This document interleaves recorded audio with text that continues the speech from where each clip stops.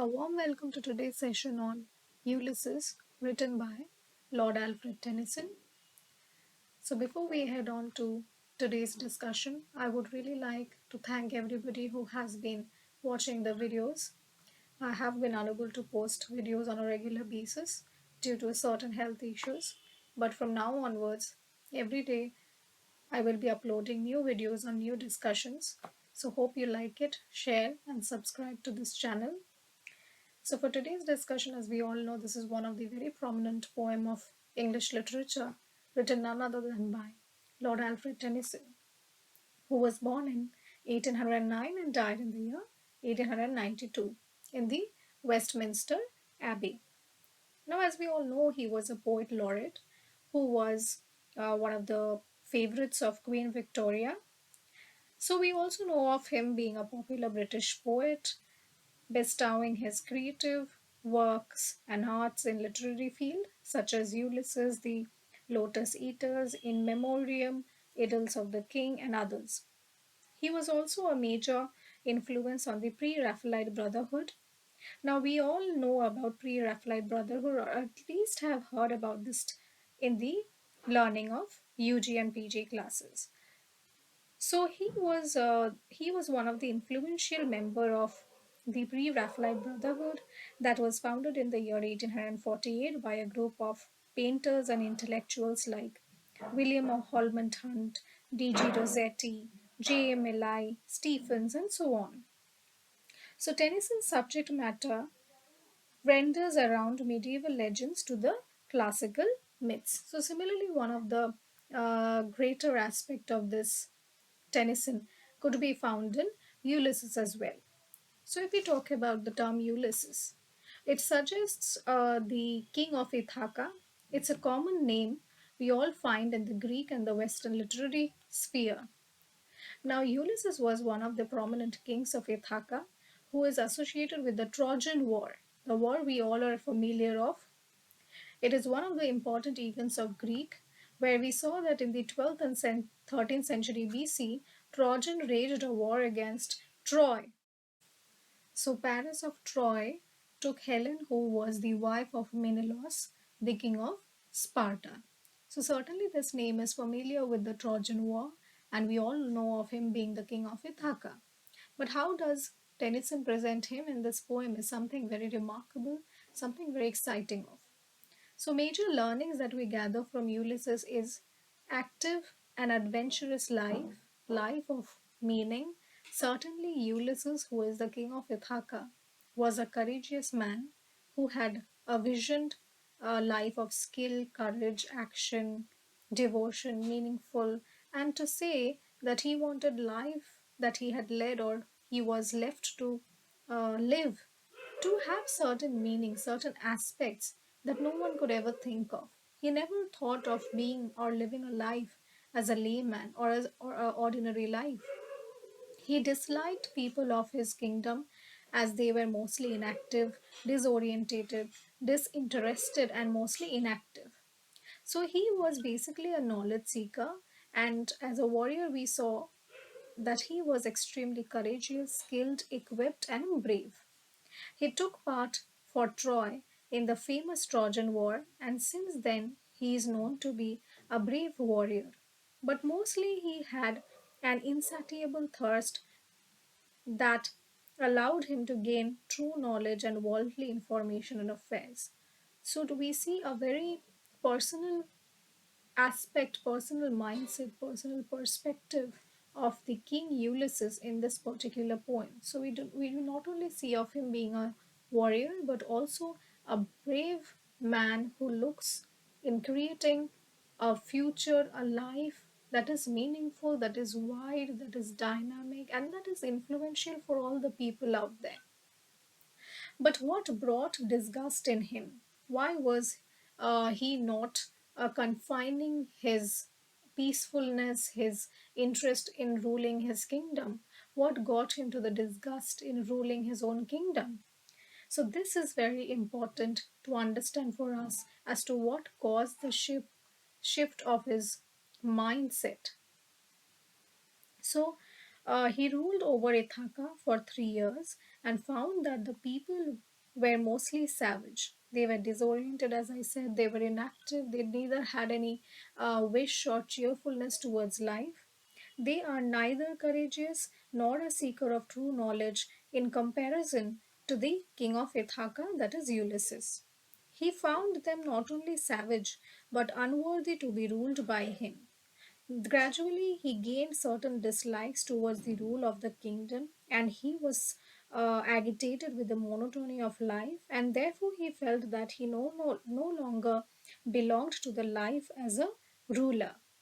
He divided the he divided certain aspects of his life as to what he wanted, what he wished out of his current life, and why was he abandoning the rule of kingship and wanted to go for and look forward to the real experiences of life. So he did not want to waste time by ruling over the savage people. He gradually decided that he would transfer his kingdom to his son Telemachus. So we all know that Ulysses had a son who was Telemachus, who was ruling after Ulysses, as he wanted to gain real life experiences and make his life more meaningful towards the end of his old age. So his son was a master and a very skilled warrior who was also prudent in terms of political affairs. Now, after the handover of the kingdom to his son Telemachus, Ulysses intended to become an explorer and gain real life experiences. He intended to implore his companions and mariners who were now old, senile, and inactive, but he was an influential person and he had successfully influenced his companions and mariners to accompany him to witness the real life experiences. And also, he wanted them to accompany along the journey, the little journeys that he had set for his life.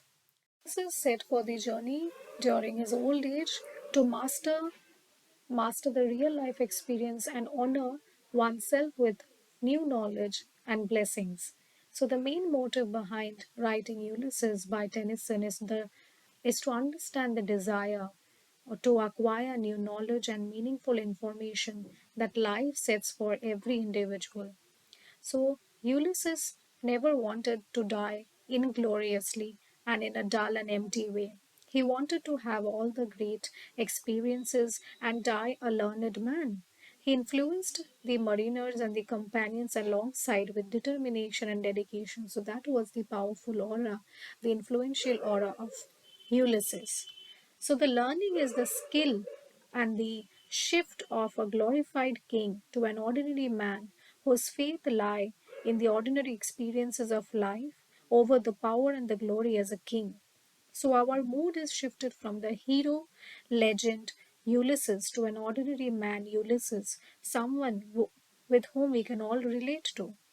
So, therefore, Tennyson's idea of presenting him as not only a valorized and a glorified warrior, but also an ordinary man who has thrived towards in living towards a more learned and a meaningful way is something that creates a very empathetic, a very situable and relatable association with Ulysses and to that of the readers.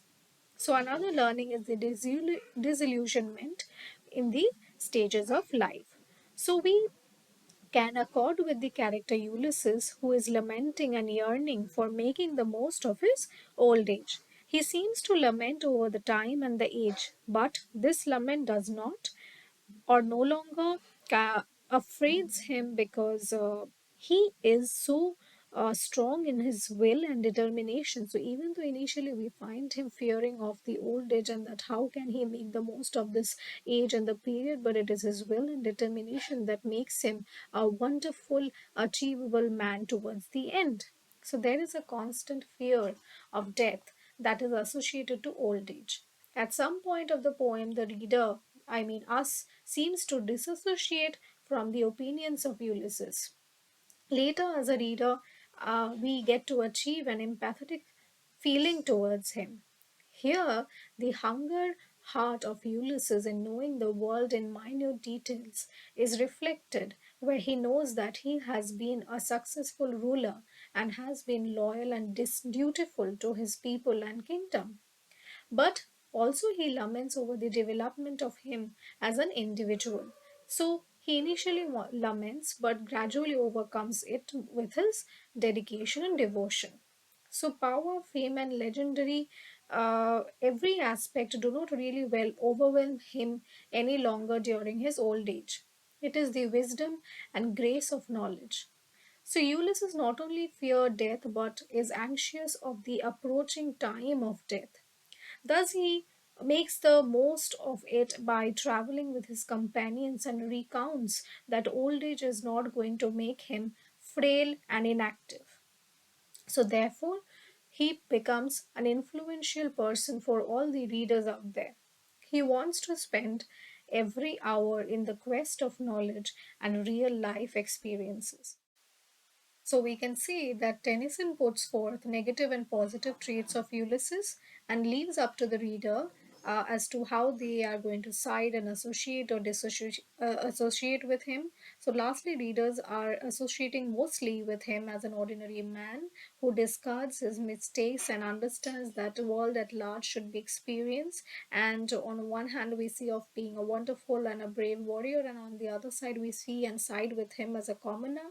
So readers tend to side with him empathetically. We can also call his attempt of exploring the world at large as a heroic attempt who does not submit to the vagaries of old age, nor is succumbing to the old age's oddity. He cannot be made wrecked by time, but by the will of mind and the quest of or thirst of knowing more.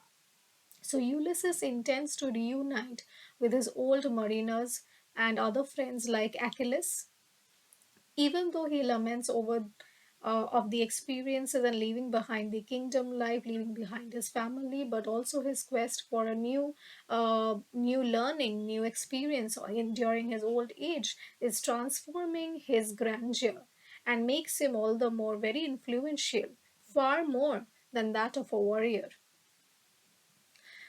So we see that he becomes an honorary character and readers find delight in him, where he do not settle for common duties of life but fights against all odd to find a better version of himself. He kind of can see that he becomes the star of this current poem, where readers are successfully setting to set their own lives to that of what Ulysses sets for himself. Finally, the reader is able to acknowledge the restless soul of Ulysses to settle beyond the realms of human life and stretch to higher and eternal learning. So he wishes to seek a life full of revival and renewal. So certainly this poem is a great poem of the time and definitely a poem that is to be remembered of all times. So if you want a line by line explanation of this poem, so you can comment or mail me. But this is a very short and a very senile understanding of this particular poem. Hope you've liked it. And if you have any opinions to add on, please comment. Thank you all. Stay connected.